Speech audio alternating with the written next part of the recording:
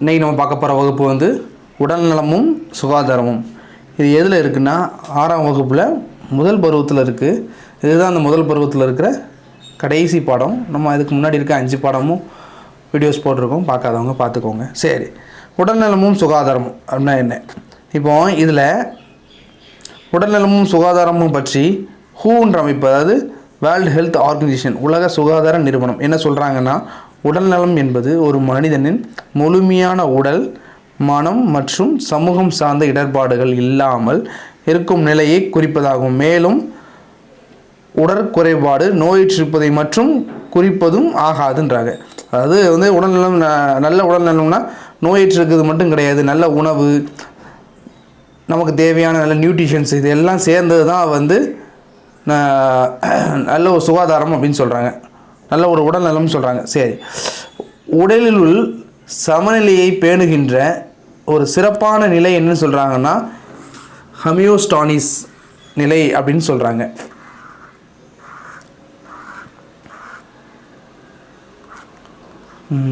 Next பார்த்தீங்கன்னா சத்து பொருட்களை 6 முக்கிய வகைகளாக பிரிக்கலாம். என்னென்னு பார்த்தீங்கன்னா கார்போஹைட்ரேட், புரதங்கள், கொழுப்புக்கள் மற்றும் வைட்டமின்கள் மற்றும் தாது உப்புக்கள். சரிங்களா? சரி, ஃபஸ்ட்டு கார்போஹைட்ரேட்னா என்னென்னு பார்ப்போம். கார்போஹைட்ரேட்னா நம்ம சாப்பிட்ற சாப்பாடு, ரைஸு, வீட்டு, இதில் எல்லாத்துலேயுமே வந்து தானியங்கள், இதில் எல்லாத்துலேயுமே வந்து கார்போஹைட்ரேட் இருக்கும். கார்போஹைட்ரேட் நமக்கு என்ன கொடுக்குதுன்னா, சாப்பிட்றதுனால நமக்கு அது என்ன கொடுக்குதுன்னா ஆற்றல் கொடுக்குது. என்ன கொடுக்குது? ஆற்றல் கொடுக்குது. சரிங்களா? கார்போஹைட்ரேட் ஆற்றல் கொடுக்குது. அதுக்கடுத்து பார்த்திங்கன்னா கொழுப்புகள் நமக்கு என்ன தருதுன்னா, அதுவுமே வந்து நமக்கு வந்து உடம்புக்கு தேவையான ஆற்றலை தான் கொடுக்கும். கொழுப்பு என்ன பண்ணும்? கொழுப்பு என்பதும் ஆற்றல் தரும் ஒரு உணவு. எதை கம்பேரிட்டிவ்லி கார்போஹைட்ரேட்டோட அதிக ஆற்றல் தருதுங்களாம். எதிலெல்லாம் பொதுவாக வந்து கொழுப்புகள் இதெல்லாம் இருக்கும்ன்றது கீழே லிஸ்ட் அவுட் பண்ணியிருக்காங்க. வெண்ணெய், நெய், பால், பாலாடை கச்சி, பன்னீர், கொட்டைகள், மாமிசம், மீன் மற்றும் முட்டையின் மஞ்சள் கருன்னு சொல்லியிருக்காங்க. இதெல்லாம் ரீட் பண்ணிக்கோங்க, இது பெருசாக தேவையில்லை, ஆனால் இருந்தாலும் நான் நாலேஜுக்காக கெயின் பண்ணி. அதே மாதிரி புரதங்களை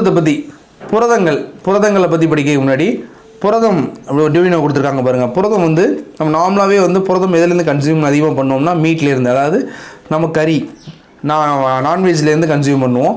இதில் வெஜிடேரியனில் இதில் வந்து புரதம் வந்து ரொம்ப அதிகமாக இருக்குன்னாங்கன்னா சோயாபீன்ஸ்னு சொல்லக்கூடிய மீன் மேக்கர் இருக்குது பார்த்திங்களா, அதில் தான் வந்து அதிகப்படியான ப்ரோட்டீன் இருக்குன்றாங்க, புரதச்சத்து இருக்குன்றாங்க.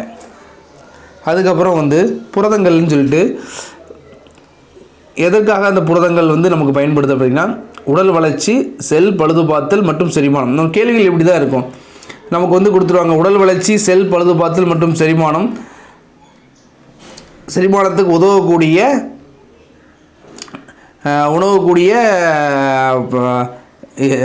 என்னது உணவு. ஒரு நிமிஷம், டக்குன்னு வாயில் வர்ற மாதிரி இருக்குங்களா, ஒரே நிமிஷம். ஸோ ஊட்டச்சத்துக்கு எதுன்னு கேட்பாங்க.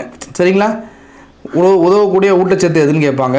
ஸோ ஊட்டச்சத்து என்னது? புரதம் அப்படின்னு எழுதணும். சரிங்களா? பல்வேறு விதமான உடற்செயல்களுக்கும் புரதங்கள் மிகவும் அவசியமும். என்னென்ன காம்போனன்ட்ஸில் முட்டை, மீன், பால், கோழி, இறைச்சி, சோயாபீன்ஸ், கொட்டைகள், பருப்புகள், இது எல்லாத்துலேயுமே என்ன இருக்குன்னா ப்ரோட்டீன்ஸ் இருக்குது அப்படின்னு சொல்கிறாங்க. அதுக்கப்புறம் நமக்கு வந்து வைட்டமின்ஸ் வந்து ரொம்ப முக்கியமான நிறைய இருக்குது. இதில் வந்து இந்த 6னா மட்டும் ரொம்ப முக்கியம். என்னென்னா vitamin A, B, C, D, E and K. இதில் என்ன கேள்விகள் இருக்கும் பார்த்திங்கன்னா, விட்டமின் ஏ வந்து எந்த நோய் குறைபாட்டை வந்து நமக்கு தடுக்குது, விட்டமின் பி எதுக்கு, விட்டமின் கே எதுக்கு, அதுக்கப்புறம் வந்து இதில் எது வந்து நீரில் கரையும், எது கொழுப்பில் கரையும் அப்படின்னு கேட்பாங்க. சரிங்களா? சரி, முதல்ல வந்து நோயை பார்த்துடலாம். விட்டமின் ஏ பார்த்திங்கன்னா இது வந்து மாலுக்கன் நோயை வந்து குணப்படுத்தக்கூடியது. விட்டமின் பி வந்து பெரிய நோய், vitamin C scurvy, vitamin D rickets, அதுக்கப்புறம் விட்டமின் இ வந்து நரம்பு தளர்ச்சி. சரிங்களா? நரம்பு தளர்ச்சி. மற்றும் விட்டமின் கே வந்து இரத்தம் உறைதலை தடுக்குதான். சரிங்களா? ரத்தம் நம்ம அடிபட்ட ரத்தம் உறையுது பார்த்திங்களா, அதுக்கு வந்து விட்டமின் கே தான். விட்டமின் கே குறைபாடு இருந்தால் தான் சீக்கிரத்தில் வந்து ரத்தம் உறையாமல் போய்கிட்டே இருக்கும். சரி, விட்டமின்கள் வந்து மொத்தம் வந்து ABCDEன்னு சொல்லிட்டோம். இதில் இந்த 6ல் வந்து எது நீரில் கரையும் எது கொழுப்பில் கரையும் சொல்லுவாங்க. இந்த மொத்தத்தில் இருக்கிறதுல பிசியை தவிர்த்து மிச்சம் எல்லாமே கொழுப்பில் கரையும். பி மற்றும் சி எதில் கரையும்னா நீரில் கரையும். பி மற்றும் சி நீரில் கரையும். ADEK வந்து கொழுப்பில் கரையும். அதுக்கப்புறம் இதில் வந்து இந்த டேபிள் நல்லா பார்த்துக்கோங்க. இந்த டேபிளில் வந்து நமக்கு முக்கியமானது வந்து விட்டமின்னா என்ன விட்டமின், அதுக்கு உண்டான நோய், சரிங்களா? விட்டமின் நோய் அது மட்டும் நல்லா பார்த்துக்கணும். இதில் பார்த்தீங்கன்னா நம்ம ஏற்கனவே பார்த்துப்போம். விட்டமின் ஏ என்னவாக இருக்குன்னா மாலைக்கண் நோயா, விட்டமின் பி என்னவாக இருக்கா பெரியா,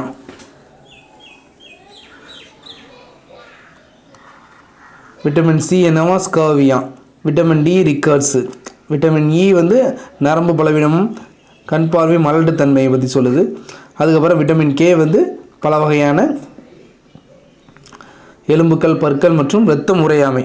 முக்கியமானது வந்து இதில் வந்து இரத்தம் வந்து சீக்கிரத்தில் உறையக்கூடிய உதவுவது வந்து இது. அதே மாதிரி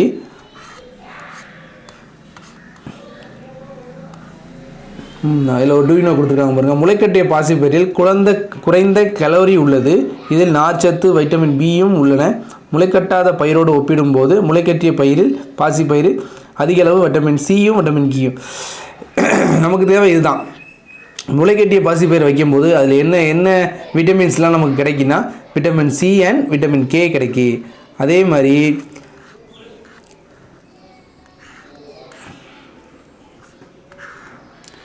மாதிரி நம்ம வந்து சன்ஸ்க்ரீன் போடுறாங்க பார்த்திங்களா உடம்புல வெயிலில். அந்த சன்ஸ்க்ரீன் போடுறதுனால நமக்கு வந்து 90% ஆஃப் விட்டமின் டி உற்பத்தியை வந்து பாதிக்கப்படுதான், சரிங்களா? சன்ஸ்க்ரீன் லோஷன் போடுறதுனால எந்த விட்டமின் குறைபாடு ஏற்படுதுன்னா விட்டமின் டி. அதே மாதிரி நெல்லிக்கடையில் ஆரஞ்சு பழங்களை விட 20 மடங்கு என்னது அதிகமாக இருக்குதுன்னு கேட்டாங்கன்னா வைட்டமின் சி அதிகமாக இருக்குது, சரிங்களா? அதுக்கப்புறம் தாது உப்புக்கள்னால் எதெல்லாம் இருக்குன்னு பார்த்திங்கன்னா கீரை வகைகள், பருப்பு வகைகள், முட்டை, பால், மீன் மற்றும் பழங்கள் ஆகிய எல்லாத்துலேயுமே இருக்கும், சரிங்களா? இந்த தாது உப்புனா என்னன்றதுக்கு ஒரு அட்டவணை போட்டுக்கலாம். தாது உப்புனா என்ன? கால்சியம், பாஸ்பரஸ், அயோடின், இரும்புச்சத்து. இப்போ கால்சியம் எடுத்துட்டிங்கன்னா கால்சியமோட பணி என்னென்னா வலுவான எலும்புகள் மற்றும் பற்கள், இரத்தம் உறைதல். அதுக்கப்புறம் பார்த்திங்கன்னா பாஸ்பரஸ் எடுத்திங்கன்னா வலுவான எலும்புகள் மற்றும் பற்கள். அயோடின் எடுத்திங்கன்னா தைராய்டு ஹார்மோன் உற்பத்தி. அதுக்கப்புறம் இரும்புச்சத்து எடுத்திங்கன்னா ஹீமோகுளோபின் உற்பத்தி மற்றும் மூளை வளர்ச்சி.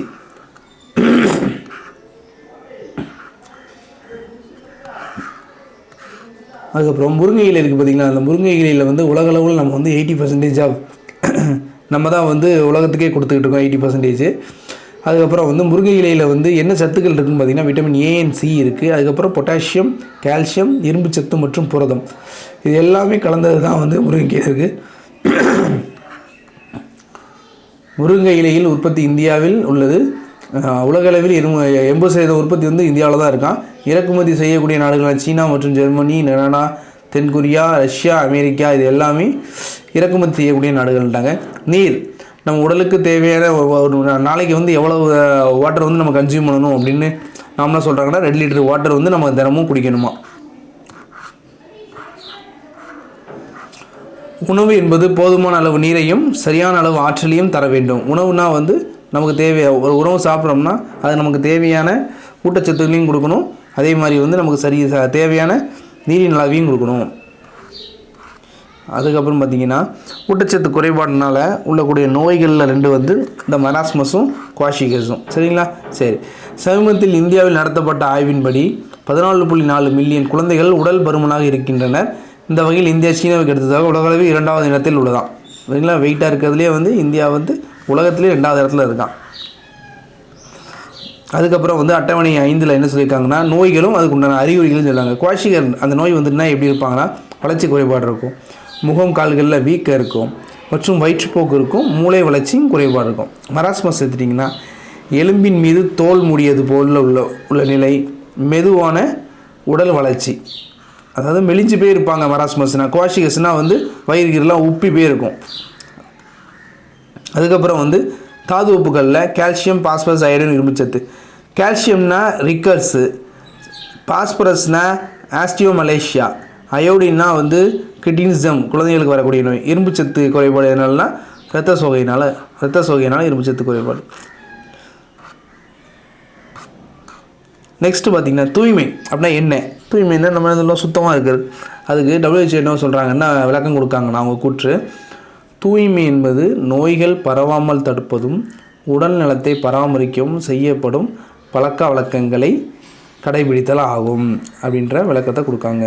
அதுக்கப்புறம் இந்த பக்கத்தில் இருக்க டேபிள் இருக்கும். இந்த டேபிள் என்ன கொடுத்துருக்காங்கன்னா ஓஆர்எஸ்னால் என்ன அப்படின்னா ஓரல் ரீஹைட்ரேஷன் ஸ்டால் அப்படின்னா என்னென்னா, இப்போ வயிற்றுப்போக்கு போகுது, நமக்கு நிறைய டிசென்ட்ரினால வயிற்றுப்போக்கு போய்கிட்டே இருக்குங்க. அது அப்போது என்ன ஆகும்னா நம்ம உடம்புல இருக்கிற நீர்ச்சத்து குறையும். ஸோ அப்போ வந்து இந்த ஓஆர்எஸ்ன்ற இந்த மருந்து கொடுத்தோம்னா அது நமக்கு உடம்பு வந்து நீர்ச்சத்தை திரும்ப கொடுக்கும். ஸோ அது வந்து எப்படி செய்முறை, அதை எப்படி நம்மளை வீட்லேயே செய்யலாம்ன்ற செய்முறை இருக்கும். நீங்கள் ஃப்ரீயாக இருக்கும்போது அதை ரீட் பண்ணி பாருங்கள், முக்கியம் கிடையாது அது. நெக்ஸ்ட் எடுத்துக்கிட்டிங்கன்னா நோய்கள், நுண்ணுயிரிகள் ஒரு அறிமுகம்னு சொல்லிட்டு சில நோய்களை சொல்லுவார். சீதப்பேதி, பச்சொத்தை, சேற்றுப்புண், பொடுகு, இது எல்லாமே ஒரு கைண்ட் ஆஃப் நோய். நுண்ணுயிர்களை வந்து 4 டைப்ஸாக பிரிக்கலாம், 4 வகையாக பிரிக்கலாம். ஒன்று பாக்டீரியா, வைரஸ், புரோட்டோசோவா, பூஞ்சைகள்.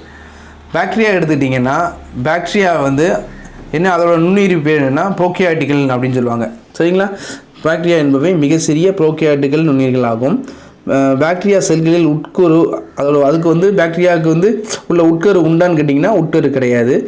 செவுசவுகள் அற்ற நுண்ணுறுப்புகளை கொண்டிருக்கும் அப்படின்னு சொல்லிட்டாங்க. அதுக்கப்புறம் இது எப்படி வந்து உடம்புக்குள்ளே போகும்னா திசுக்களை ஊடுருவி செல்லும்ட்டாங்க. சரிங்களா?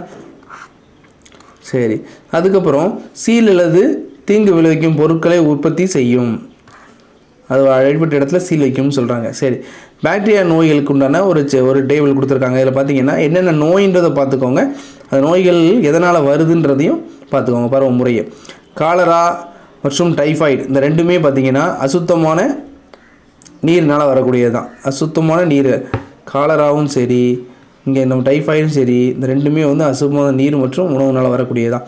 நிமோனியா காய்ச்சல் எதனால் வரும்னா பக்கத்தில் யாராவது இருமினாங்களோ இல்லை அந்த தும்பல்னாலேயே நம்ம சுவாசித்தோம்னா வரும். அதே மாதிரி தான் காச நோயும் இருமல் மற்றும் தும்பலில் வெளிப்படுத்தும் வேலையிலே சுவாசிப்பேன். டெட்டானஸ் வந்து நமக்கு அடிபட்டிருக்கும் பார்த்திங்களா, அடிபட்டு இருக்கிறதுல பாக்டீரியா வந்து தாக்குறதுனால வரக்கூடிய நோய் பேர் டெட்டானஸ். சரிங்களா? இந்த நோய்க்கான காரணங்களையும் நல்லா படிச்சுக்கோங்க. இதுதான் நமக்கு கேள்விக்கு உண்டான ஏரியாவே. வைரஸ் எழுதுனா வைரஸ் வந்து ஒரு செல்லற்ற உயிரி, அதுக்கு வந்து உயிர் கிடையாது, ஒரு செல்லற்ற உயிரி. எந்த உடம்புல வந்து உயிர் இருக்கோ அந்த உடம்புல போயிட்டு இது தங்கிக்கிட்டு நோயை பரப்பக்கூடிய ஒரு நுண்ணுயிரி. சரிங்களா? வைரஸ்னால் ஏற்படும் நோய்களை நமது உடலில் நோய் எதிர்ப்பு சக்தி செயல்பட்டு அழிவதற்கு முன் அந்நோயின் அறிகுறிகளை வைத்து குணப்படுத்த முடியும். நுண்ணுயிரி கொல்லிகளால் வைரஸின் தாக்கத்தை அழிக்க முடியாதான். ஸோ நம்ம அதுக்கு தேவையான மருந்தோ ஏதோ கொடுத்தனா ஈஸியாக அதை அழிக்க முடியாது. ஆனால் அதுக்கு பிஃபோர் நம்ம அந்த வேக்சின்ஸ் போடுறதுனால அழிக்கலாம்னு சொல்கிறாங்க. சரி, வைரஸ் என்பது உயிர் உள்ளதா அல்லது உயிரற்றதான்னு கேட்டிருக்காங்க. அது உயிரற்றது. அதுக்கப்புறம் நினைவில் கொள்க அப்படின்றத கொடுத்துருக்காங்க பாருங்கள். கடைசியாக நம்ம படித்ததில் மொத்தமாக வந்து நம்ம ஊட்டச்சத்துக்கு வந்து 6 வகைன்னு படித்தோம். என்னதான் கார்போஹைட்ரேட், புரதங்கள், கொழுப்புகள், வைட்டமின்கள், தாதுகள் மற்றும் நீர்னு சொல்கிறாங்க. சரி, இப்போது வைரஸ் நோய்கள் பாக்டீரியா நோய்கள் நம்ம பார்த்தோம். காலரா, டைஃபாய்டு, டெட்டனஸு, இந்த மாதிரி ஒரு 5 நோய்கள் படித்தோம். அது போக வைரஸ் நோய்களுக்கு ஒரு எடுத்துக்காட்டு கொடுத்துருக்காங்க. இன்ஃப்ளூயன்ஸா, ஒரு சாதாரண சளி, சின்னம்மை, இது எல்லாமே என்னவா ஒரு கைண்ட் ஆஃப் வைரஸ் அப்படின்னு சொல்கிறாங்க. சரி, இதோட அந்த பாடம் முடிஞ்சது. நம்ம அடுத்த பாடத்தில் சந்திப்போம். நன்றி.